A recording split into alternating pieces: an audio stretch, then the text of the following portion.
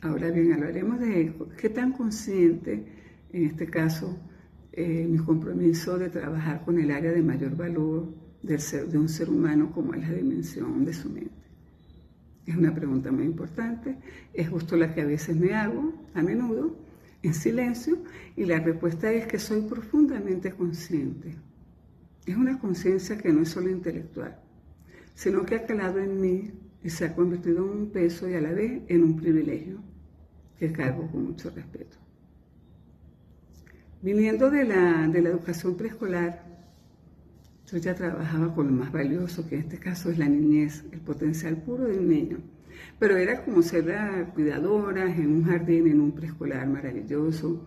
Podía regar las plantas, abonar la tierra, proteger los brotes del viento, pero mi herramienta principal era el cuidado externo, el estímulo, la guía. Al adentrarme en la psicología fue como si me hubieran dado las llaves de un invernadero un poco poeta, mismo de la vida humana. La mente no es solo el jardín, es el suelo, la semilla, la luz solar y el clima. Es un lugar donde se forja la percepción de uno mismo, donde una creencia puede ser una cadena o un parteaguas, donde un recuerdo puede ser un refugio o una herida que nos cierra. Ser consciente de esto es entender que mi compromiso es de una delicadeza extrema, pues no es como arreglar una pieza rota, es trabajar con la biografía viviente de una persona, con sus significados, con sus silencios, sus miedos, sus secretos y sus esperanzas más frágiles. Cada palabra que digo, cada silencio que guardo, cada técnica que elijo, puede tocar una fibra que resuena en la totalidad de la vida de esas personas. Esta conciencia trae una responsabilidad abrumadora, pero no paralizante. Es una responsabilidad que se traduce en rigor. Rigor en mi formación, en mantenerme actualizada, en saber cuáles son mis límites y cuándo debo derivar a un colega. La ética deja de ser una materia para convertirse en una carrera, en un oxígeno profesional, porque sé que estoy manejando el núcleo de la identidad de alguien. Y en medio de todo este peso hay una certeza que me guía, que es un privilegio sagrado, que cuando una persona te abre las puertas de su mundo interno y te dice, aquí, este soy yo con mis dolores, mis luces, mis alegrías, te está entregando su mayor tesoro. Mi compromiso entonces es honrar esa confianza con todo el conocimiento científico que puede adquirir, pero también con una humanidad que no se puede aprender en los libros, la que se gana con la experiencia de la vida, con la escucha y con la convicción inquebrantable de que cada mente, por herida que esté, tiene una capacidad inherente de sanar y crecer. Así que, para responderle, estoy tan consciente de este compromiso que se ha convertido en la brújula de mi nueva profesión. Es lo que me hace estudiar con pasión y lo que me recordará siempre la nobleza de esta tarea. La de ser una compañera de viaje en el paisaje más completo y valioso que existe, la mente humana. ¿Qué consecuencias adversas podría generar el que un profesional de la salud mental en psicología actuara inapropiadamente? ¿Generaría daños leves, moderados o severos? ¿Podría ser sujeto a consecuencias legales? Claro que sí, legales y graves. La consecuencia de una actuación inapropiada, negligencia, mala praxis, violación de la ética, son potencialmente severas en nuestro país. Y hay leyes. Un mal manejo puede llevar al deterioro del estado mental del paciente, agravar síntomas o causar un trauma adicional. El profesional no solo causaría un daño grave, sino que sería sujeto a consecuencias legales, demandas civiles por malas praxis o cargos penales si se comete un delito. Y a sanciones éticas por parte de su colegio profesional, lo que podría incluir la revocación de su licencia para ejercer. Este tema, ¿qué opinión le merecen los ingresos económicos de profesional en la psicología? Es un poco delicado. La remuneración de psicólogos es muy heterogénea. Pues. Si bien es una profesión vocacional, Considero que los ingresos deben ser dignos y proporcionales a la alta formación requerida y sobre todo a la inmensa responsabilidad que conlleva trabajar con la salud mental de las personas. Los ingresos varían entre el ámbito público, ya eso es conocido, y la práctica privada, aunque eso no debe prevalecer. En mi caso, no, lo más importante es hacer el trabajo.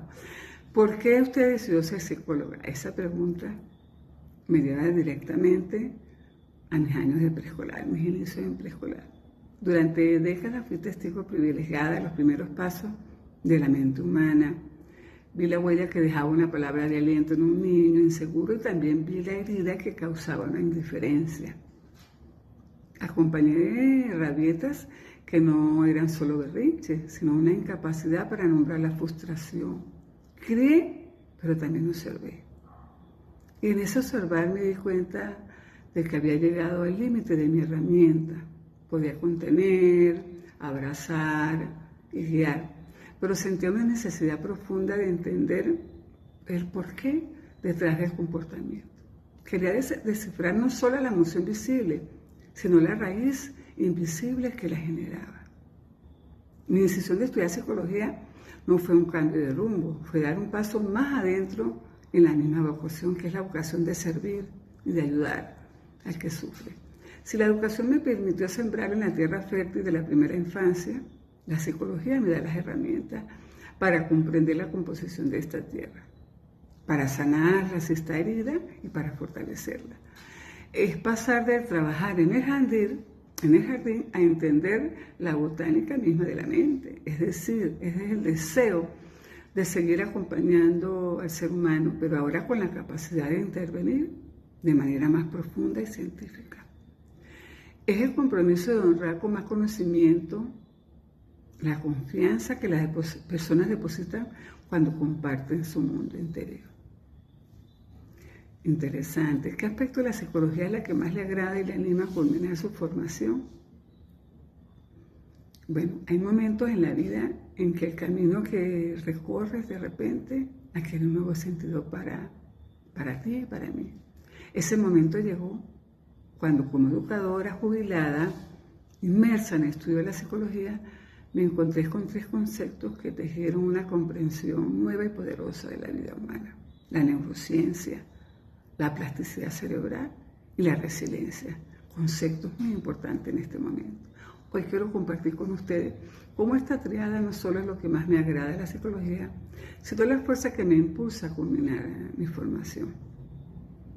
La neurociencia, el mapa de la experiencia humana. Como educadora, durante años fui una observadora apasionada de la conducta. Siempre evaluando.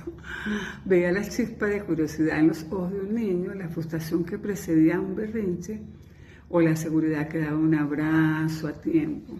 Eran fenómenos que yo intuía, que sentía, pero que no podía explicar de todo.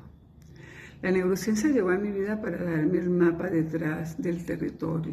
De repente esa conducta no era solo conducta, tenía una firma neuronal. Comprendí que la chispa de curiosidad era una ráfaga de dopamina en el sistema de recompensa, dirigiendo la atención, que la frustración del niño era una amígdala hiperactivada, inundando un cerebro inmaduro con cortisol, madre hormona, y que ese abrazo tranquilizador era pura oxitocina, calmando el sistema nervioso y construyendo un cableado de la seguridad emocional. Esto transformó por completo mi perspectiva. Ya no estaba solo frente a conducta que gestionar, sino ante una orquesta que podía entender y con la que podía sintonizar. La neurociencia le puso cuerpo, química y electricidad a la psique.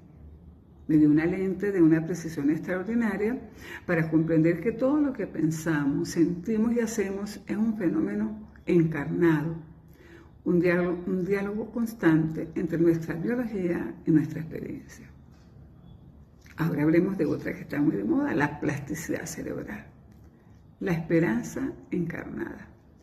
Y sí, la neurociencia me dio el mapa, el concepto de plasticidad cerebral me dio el terreno de juego. Este es quizás el descubrimiento científico que más que más me conmueve y me llena de esperanza. El poder trabajar, pensar pues que existe la plasticidad cerebral. Durante mucho tiempo existió la idea de que el cerebro era como una máquina que quedaba fijo después de la infancia. Lo que la plasticidad nos grita es todo lo contrario. El cerebro es un jardín vivo y mi rol primero como, en este caso como educadora y ahora como futura psicólogo, es el de ser jardinera. Ponerle buen abono y buen agua. Cada experiencia, cada aprendizaje, cada conversación significativa es como una semilla. Y con la repetición, la atención, la emoción, esa semilla echa raíces, crea nuevas conexiones entre las neuronas y se crea la famosa sinapsis y fortalece los circuitos enteros. Eso que yo veía en el preescolar, un niño aprendiendo a leer, a compartir, era pura escultura neural en tiempo real. Pero la magia no termina en la infancia. La plasticidad es un regalo para toda la vida. Esto significa que una persona que ha sufrido un trauma, un adulto con un patrón de pensamiento tóxico, o un anciano que siente que su mente declina, tiene un cerebro que aún espera ser moldeado. Importante. La terapia psicológica entonces deja de ser solo conversación y se convierte en un entrenamiento neural deliberado. Cuando en terapia ayudamos a alguien a reestructurar un pensamiento catastrófico, estamos debilitando la autopista neuronal del miedo y abriendo un sendero hacia la calma. Estamos literalmente reescribiendo el cerebro. Es la prueba científica de que el cambio es siempre posible. Y bueno, para cerrar, la resiliencia, la fuerza que florece desde adentro. Ahora que une todos estos conceptos, ¿qué permite que una persona frente a la adversidad no solo se quiebre, sino que utilice esa experiencia para crecer? La respuesta es la resiliencia. Y hoy entiendo que la resiliencia no es un concepto abstracto de la fuerza de voluntad. Es un fenómeno neuropsicológico construido. La resiliencia es el fruto de un cerebro que ha sido preparado para adaptarse y aquí es cuando todo se une. La neurociencia nos muestra que un cerebro resiliente tiene una corteza prefrontal muy fuerte, tiene un cebo interno que puede cambiar a una amígdala asustada, calmar. La plasticidad es el mecanismo mediante el cual construimos esa corteza prefrontal fuerte a través de relaciones de apoyo, de estrategias de regulación emocional y de experiencias de superación. Estamos fortaleciendo físicamente los circuitos cerebrales de la calma, la planificación y la esperanza. Como educadora fui testigo de cómo un vínculo seguro con un adulto significativo, podía ser el factor que cambiara todo para un niño. Hoy sé que ese vínculo seguro no era solo amor, era un andamio neurobiológico. Estaba construyendo los cimientos cerebrales de la resiliencia, que ese niño usaría el resto de su vida. Mi motivación ahora es llevar esto más lejos, es poder intervenir, no solo para aliviar el sufrimiento, sino para forjar resiliencia de manera consciente en niños, adultos y familia. Es usar el conocimiento de la plasticidad para ayudar a las personas a construir un cerebro no solo sano, sino antifrágil, capaz de aprender a adaptarse y encontrar significado incluso en las dificultades. La síntesis de una vocación. Así que, ¿por qué sigo y por qué amo este camino? Porque la psicología iluminada por la neurociencia me ha dado una historia de esperanza radical. Una historia que dice, tu cerebro está diseñado para cambiar y tu mente tiene la capacidad inherente de guiar ese cambio hacia la sanación y el crecimiento. Culminar mi formación es para mí la culminación de un viaje que comenzó en el aula de preescolar hace unos cuantos años. Y es la promesa de que esta nueva etapa puedo ser una arquitecta más consciente y mejor preparada de ese paisaje inferior. No solo para entender el cerebro, sino para nutrir el espíritu humano resiliente que habita en ello. Es un privilegio inmenso y es la energía que me impulsa cada día. Muchas gracias. Feliz noche.